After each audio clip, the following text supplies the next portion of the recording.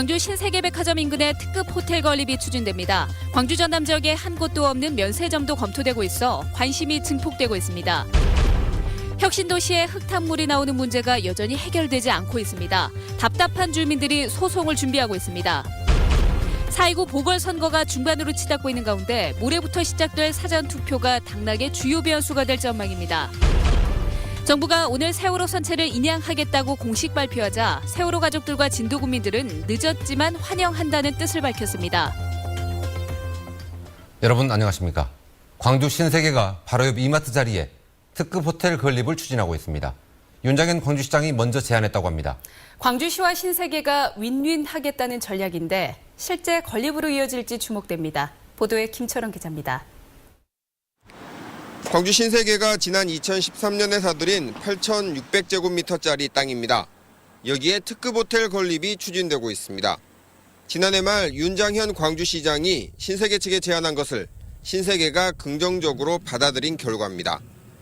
신세계로서는 금싸라기 땅을 놀리지 않고 개발할 수 있고 광주시로서는 부족했던 고급 숙박시설 수요를 어느 정도 해소할 수 있습니다.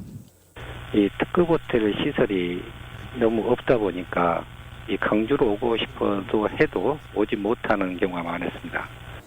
호텔 부지를 현재 공터만 활용할지 아니면 이마트 광천점까지 포함할지에 대해선 고심 중인 것으로 전해졌습니다.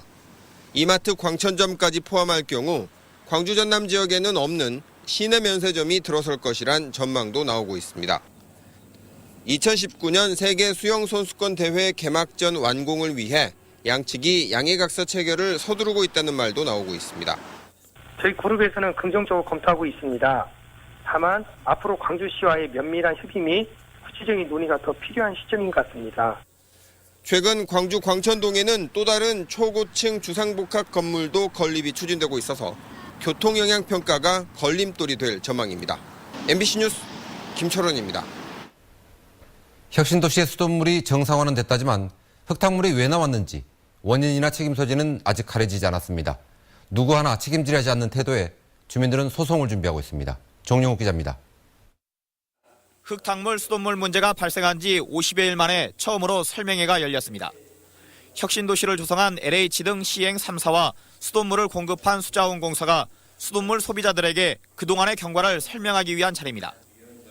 하지만 원인이 무엇인지 누가 책임질 것인지를 가리지 못한 채 1시간 30분가량의 설명회는 성과 없이 끝났습니다. 손해배상과 이미지 실추 등 공기업으로서 감당해야 할 책임이 무겁기 때문에 알맹이 없이 끝난 것으로 보입니다. 책임을 회피하는 듯한 모습에 주민들은 불만입니다. 새 아파트, 새 도시 만들었으면 그런 것을 딱 책임을 짓고 모든 걸 다 해야 되잖아요. 그런데 그렇게 하는 사람이 없고. 지금은 흙탕물이 나오지 않지만 빗가람도시 주민들은 여전히 수돗물을 기피합니다. 흙탕물이 왜 섞여 나왔는지 원인도 밝혀지지 않았는데 수돗물을 믿고 마시라는 말을 도저히 믿을 수가 없어서입니다. 40일 넘게 수돗물을 쓰지 못한 불평과 물 마시고 탈이 난 주민들의 피해는 누가 보상할 것이냐는 불만도 여전합니다. 데이터를 해서 주민들이 안심할 수 있게끔 해주면 좋을 텐데 그게 아직까지 아무 연락이 없는 것 같아요. 난데없는 흙탕물과 무책임한 뒷수습에 화가 난 주민들은 집단으로 손해배상 소송을 내기로 했고 혁신도시 수돗물 사태는 결국 법정으로 가게 생겼습니다. MBC 뉴스 정용욱입니다.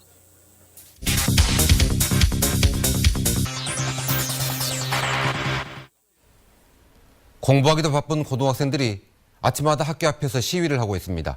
송전탑 때문이라는데 무슨 사연이 있는 걸까요? 송정우 기자가 현장 취재했습니다. 광주국제고와 전남 여상 학생 100여 명이 아침 일찍 피켓을 들고 시위를 벌이고 있습니다. 학교 근처에 세워지는 대형 송전탑을 반대하고 나선 것입니다. 전자파가 건강권을 시위는 벌써 15일째 이어지고 있습니다. 학생들의 반발은 아파트 건설업체가 학교 인근에 있는 고압 송전탑 2개를 현재 위치보다 학교 쪽으로 더 가깝게 옮겨지으려고 하기 때문에 발생했습니다. 학교 쪽으로 옮겨지게 될 송전탑은 15만 4천 볼트 규모로 건강권과 학습권이 침해될 수밖에 없습니다. 2,500명 학생에 대한 건설회사 폭거입니다. 폭거. 이거 5.18 사태하고 그다음에 세월호 참사하고 똑같은 상황이라고 생각합니다. 아파트 건설업체는 아파트 7개 동을 고층으로 지으려다 보니 건물에 전선이 걸리는 등의 문제가 발생하자 송전탑을 이전하려는 계획을 세웠습니다. 새 아파트를 중심으로 전선을 땅에 묻는 지중화 작업을 하다 보니 학교와 학생들이 피해를 걱정하게 되는 상황이 발생한 것입니다.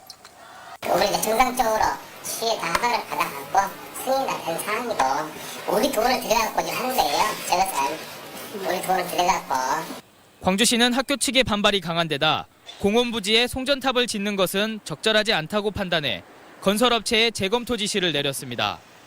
관련 부서의 의견과 국제고등학교의 집단 민원이 발생해서 이 부분에 대해서 재검토해달라고 제안자에게 요청해 놓은 상태입니다. 하지만 송전탑 선로 문제를 해결하기 위한 뾰족한 대책이 없는 상황이라 학교와 건설사의 갈등만 계속될 것으로 보입니다. MBC 뉴스 송정근입니다. 4.29 보궐선거의 사전투표가 모레부터 이틀간 진행됩니다. 사전투표의 영향력을 이미 알고 있는 만큼 후보들이 바빠졌습니다. 한신구 기자입니다. 공식 선거운동 일주일째, 각 후보들은 거리 유세와 TV 토론 등을 통해서 상대 후보의 약점을 집요하게 파고들며 지지세 확산에 총력전을 펼치고 있습니다. 이틀 앞으로 다가온 사전투표가 당락에 결정적인 영향을 미치기 때문입니다.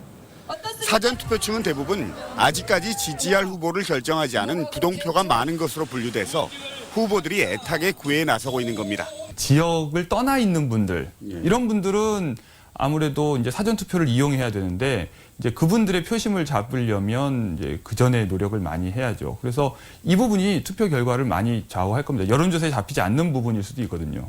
지난해 치러진 지방선거에서 광주의 사전투표 비율은 13.3%, 투표자 수로만 보면 24% 정도로 4명 가운데 1명가량이 사전투표를 했습니다. 특히 이번 보궐선거는 투표율이 30%대에 그쳤던 전례에 비춰볼 때 사전투표가 갖는 중요성이 더욱 커졌습니다. 호남 정치 보고이냐 정권 교체냐가 이번 선거의 주요 이슈가 되고 있는 가운데 장기적인 야권의 구도를 결정하는 광주 서구울 주민들의 선택은 결국 투표율이 어느 정도 되느냐에 따라서 결정될 것으로 보입니다. MBC 뉴스 한신구입니다. 강은미 정의당 후보가 오늘 아침 뉴스투데이에 출연해 두 거대 정당 심판론을 거듭 제기하며 원내 유일한 진보정당 후보인 자신을 지지해달라고 호소했습니다. 김인정 기자입니다. 강은미 후보는 광주의 변화를 위해 유권자들이 진짜 진보정당 후보를 골라야 한다고 역설했습니다. 제가 속한 정의당은 원내 유일 진보정당입니다. 정당 기득권 정치의 틈바구니 속에서 보편적 복지와 경제 민주화를 일관되게 주장했습니다.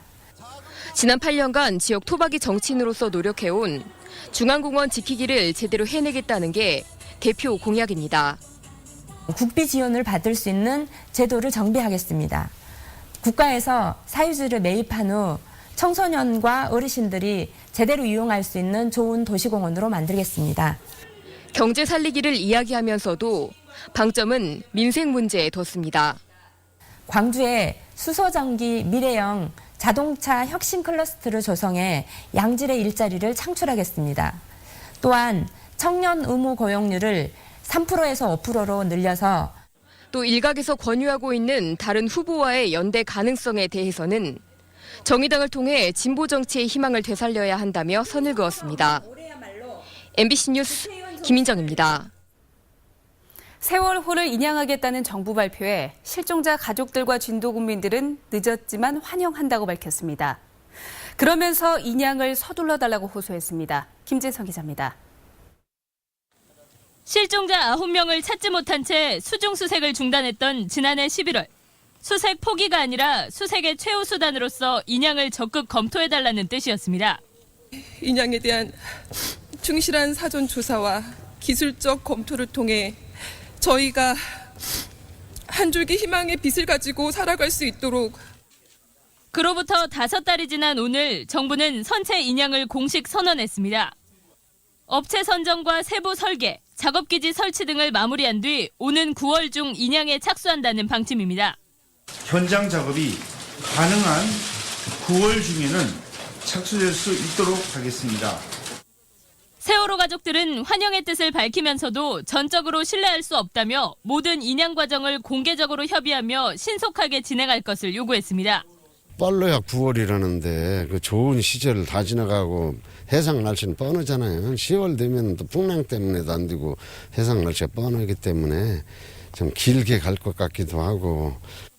진도 군민들도 실종자 유실 방지와 함께 인양 과정에서 발생할 수 있는 어업 피해 대책 마련을 촉구했습니다. 어차피 또 어렵습니다, 어민들이. 예, 그것을 굉장히 좀 타당성 있게 설정해가지고 해야 됩니다. 무조건 한 게 아니고 저 역학 조사도 해보고 어민들 피해를 안 줘야 될 거 아닙니까? 한편 인양과 함께 특별법 시행령 폐기를 요구했던 유가족들은 광화문 농성을 이어가기로 하고 특별조사위원회도 정부에 공개 토론회를 제안했습니다. MBC 뉴스 김진선입니다. 빛가람 혁신도시로 이전한 에너지 공기업 직원 가운데 가족과 함께 이주한 직원은 4명 중 1명꼴에도 못 미치는 것으로 나타났습니다. 한전과 전력거래소, 한전 KPS와 KDN 등 4개 기관이 새정치민주연합 전순옥 의원에게 제출한 자료에 따르면 빛가람 도시로 이전한 직원 3,200여 명 가운데 가족과 함께 온 직원은 22.4%에 불과했습니다. 전 의원은 77.6%가 나홀로 이주자라며 심리상담실 운영과 이주 환경 실태조사를 통한 근본 대책을 촉구했습니다. 한국은행 광주전남본부가 중소기업 융합 광주전남연합회와 협약을 맺고 정책자금 지원을 강화하기로 했습니다.